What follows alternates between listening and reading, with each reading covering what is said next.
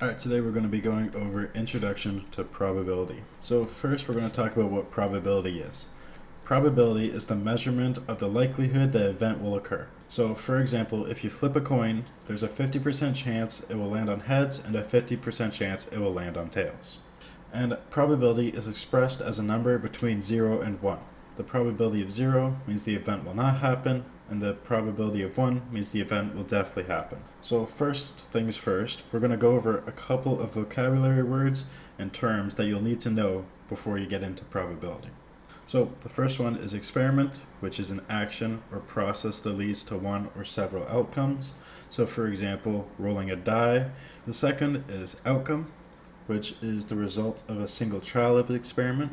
For example, getting a 4 when you roll a die is your outcome of only one time rolling the die. The third one is event, which is a set of one or more outcomes. For example, rolling an even number on the die, which would give you 2, 4, or 6. And finally is the sample space, which is the set of all possible outcomes. For example, the sample space for rolling a die is 1 through 6, because when you roll a die, every single time, there's a chance that it's the numbers 1 through 6. Alright, so now next up, we're going to be going over the probability formula. So the probability formula is set up as P of E, E being the event, and P just representing probability. So how to calculate this is the number of favorable outcomes, or the outcome you're looking for, divided by the total number of possible outcomes. So we have rolling a die, which has 1 through 6 as our possible outcomes. We're going to see what the probability is to roll the number 3. So what we're going to do is we're going to write P, and we're going to write our event. Instead of E, we're going to write our event, which is 3. We're going to have the number of favorable outcomes divided by the total number of possible outcomes.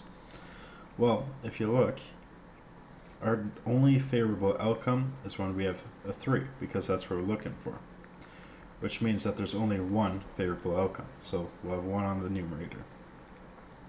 And then we're going to divide it by the total number of outcomes, which is 1 through 6, which is 6 total outcomes, which gives us a probability of rolling a 3 on our die, which gives us the probability is 0.167 or 16.7%. Alright, next up we're going to go over the types of events. So our first event is the independent event. This is when two events are independent if the occurrence of one does not affect the occurrence of the other. So for example, flipping a coin and rolling a die. This is because flipping a coin does not affect your outcome of rolling a die. Our next type of event is dependent event. Two events are dependent if the outcome of one event affects the other. For example, drawing 2 cards from a deck without replacement. This affects the second outcome because originally you have a stack of 52 cards.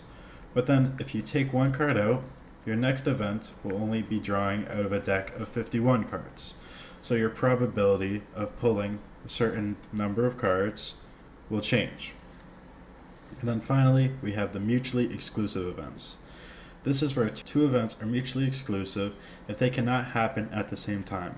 For example, rolling a 3 and a 5 on a single die roll.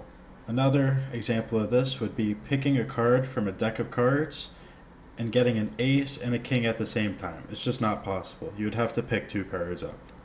And to end today's video, we're going to be going over the real-life examples of where probability is used.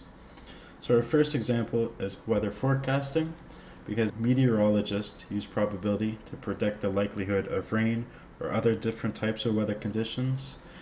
And our last example is games and gambling, because probability helps in understanding the odds of winning the game.